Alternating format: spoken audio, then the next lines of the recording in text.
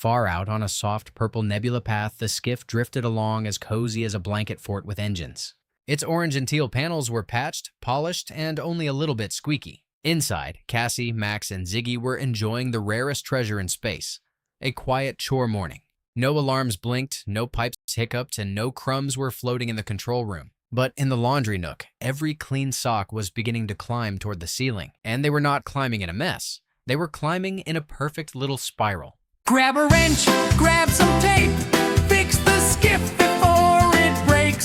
Engine sputter, doors won't close. We've got plans that no one knows. Skiff Crew, we'll fix it till it flies. Skiff Crew, with junk we improvise. Patch it, match it, clip it too. I got a terrible plan and it just might do. The laundry nook was supposed to be the calmest corner of the skiff. Clean towels, sorted socks, quiet ship. Cassie liked a place for everything, especially when everything had just come out of the washer pod. That is suspiciously tidy. Behind Max, one blue sock lifted off the counter, as if it had remembered an appointment upstairs. Then the rest of the socks followed, curling into a tidy whirl above their heads. That is not the sock shelf. Cassie did not jump for the socks because mysteries are easier to catch than laundry. Look at the pattern. The socks were not drifting everywhere. They were circling one invisible point.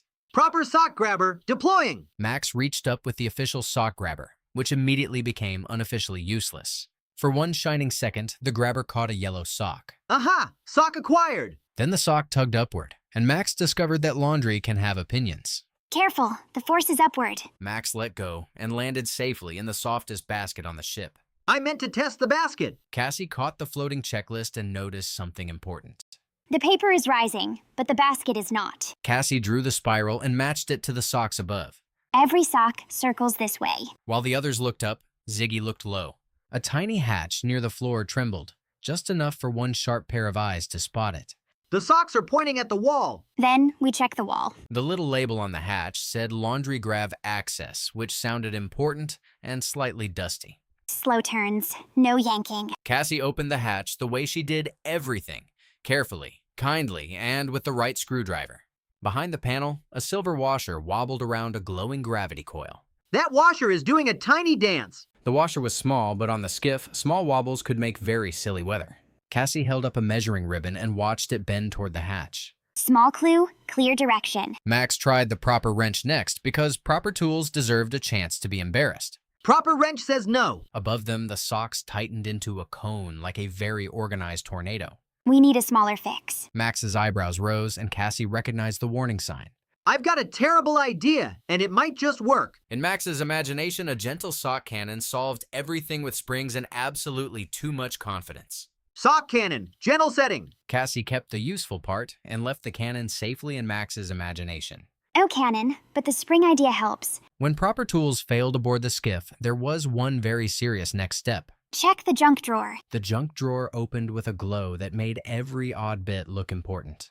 The drawer of brave mistakes. Rubber bands, tape, springs, and half a spoon floated up like they had been waiting for their big moment. Cassie sorted the floating bits before the floating bits sorted themselves into trouble. We need grip, pressure, and room to turn. What about the magnificent plunger? The magnificent plunger was magnificent, but it was not small. Ziggy bumped the tray, and 3 useful pieces slid together as if by accident. That is our tiny turner. A spoon wrench. The spoon wrench did not look official, which was one of its best qualities. Patch it with tape? Patch it with tape. Max tested the tool on a bottle cap before anyone trusted it near the gravity coil. Tiny turn confirmed. One turn, then we check. The crew gathered around the hatch, ready to fix the tiniest big problem of the morning. Cassie nudged the washer with one careful turn. There, smaller wobble. The upward pull faded, and the sock spiral loosened all at once. Victory laundry. Soft socks rained down safely, which made the room tidier and Max much stripier. Cassie checked everyone first because good repairs always include good check-ins. Everyone okay? Then one tiny red sock lifted sideways from the pile. That sock is sneaking. Now the pull point's lower. The new clue pointed not to the washer, but to the hinge below it. Ziggy dragged out a lint puff with a tiny shiny mark pressed into it. Behind the hinge, a clump of lint had nudged a small alignment pin crooked. The loose washer made the lift, and the lint made the sideways pull. 2 small clues had led them to one very small corner. I can blast the lint into tomorrow! Or we cannot fill the ship with lint. Max lowered the tiny fan, and everyone chose the less sneezy plan. Cassie made a tiny brush from the spoon handle and swept the lint into a cup. Small brush, small strokes. Max held the cup steady, and Ziggy kept the tray from drifting away. With the lint gone, the alignment pin slid straight and the washer settled flat. The tiny dance stopped. A friendly green light blinked from the laundry gravity panel.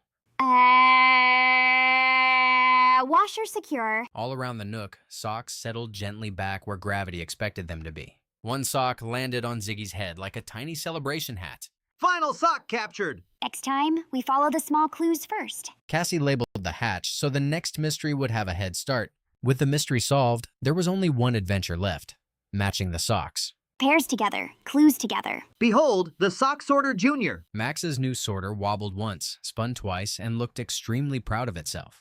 Ziggy bumped it by accident, and 2 matching socks slid perfectly together. It works better when Ziggy operates it. Then Ziggy gets quality control. The skiff sailed on with clean socks, steady gravity, and one more lesson tucked safely away. Mystery solved. And no sock cannon required. On the skiff, even a floating sock can point the way if the crew remembers to look closely. Grab a wrench, grab some tape, fix the skiff before